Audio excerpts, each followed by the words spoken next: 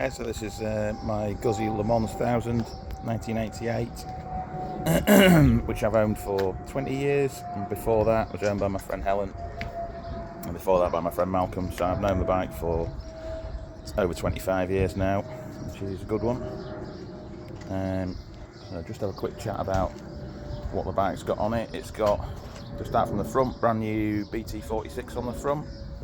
It has also been fitted many moons ago by my pal Malcolm with big discs on the front. So these are the 300mm discs as opposed to the standard 270s that came with the 16-inch wheel version of this bike, which were rubbish. This is the 18-inch front on this bike from new, so it handles really nicely. Worth mentioning, underneath that alternator cover is a Silent Hectic alternator, which is connected to a full kit Silent Hectic reg unit as well. So this bike puts out absolutely loads of electricity compared to the standard Saprissa or Bosch units that you got fitted to these, which were complete crap really. You couldn't run any additional electrics without it killing the battery. This thing puts out full 14.7 volts just over tick over. It's a fantastic addition. I think they're retail for about 600 quid now, those kits, if you can get them from Germany anymore, which I don't think you can. The bike's been completely rewired, totally rewired. There's no original electronics left on it whatsoever. It is now running a Moto Gadget M unit, which lives underneath that, so it doesn't have any relays or fuses or anything to worry about. That's been fitted for 7 years now and has been completely reliable. It's also got a new Odyssey battery in there.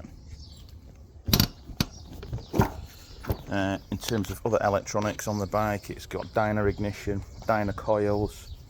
It's had the cylinder heads rebuilt probably about 10 years, maybe longer actually, by Racecoat. So this is running stainless valves, case scroll valve guides as well, so it's absolutely solid as that engine. It is quite high mileage on the clocks. It's 84k on the clocks, but that is 84k on the chassis. This engine was fitted by Malcolm 25 years ago, came out of a 1000S. It is lower mileage, but I don't know what the mileage on it is, but it is the best 1000 engine that I've ridden. I've ridden a couple more, and this pulls like a train, absolutely solid. Suspension wise, it's running progressive springs in the front forks, I think the WP, and on the back we've got Maxton twin shocks, which currently retail for about 600 quid a pair, I think.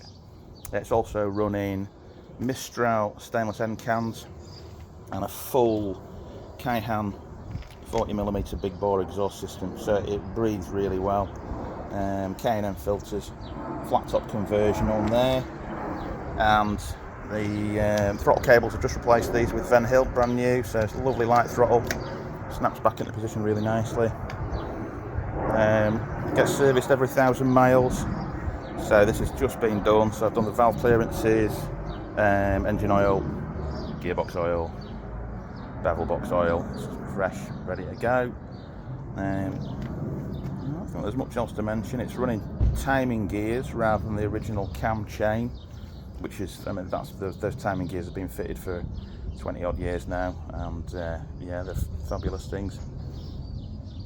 And that's it really. I did a complete nut and bolt strip of it when I was redoing all the electrics. I didn't bother with powder coating the frame or anything because it was in pretty good nick, no nasty bits of rust on it or anything. The wheels, I guess some of the paint, can you see that? The paint has started to blow off the rims a bit, so I guess if you were really fussy you might want to get those powder coated or repainted or something, but you know, cosmetically it's a 36-year-old bike, so I think it's in pretty good nick really for a 36-year-old bike cosmetically. Certainly mechanically and electrically it is absolutely fabulous. I'd have no hesitation in jumping on this and riding down to the bottom of Europe on it tomorrow. It's a lovely machine, but it is time for it to go, so let's fire it up. So I've just seen it, engine is stone cold, and grasp hold of that. I'll turn the fuel on. I'm going to scare the dog.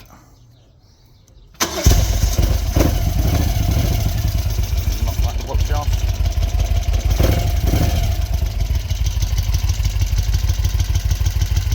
So ticks over really nicely from Stone Cold, which it's just run so much better with that silent hectic ignition on it, with the silent hectic alternator. It just, you don't have to run any choke on it at all really, it just runs nicely from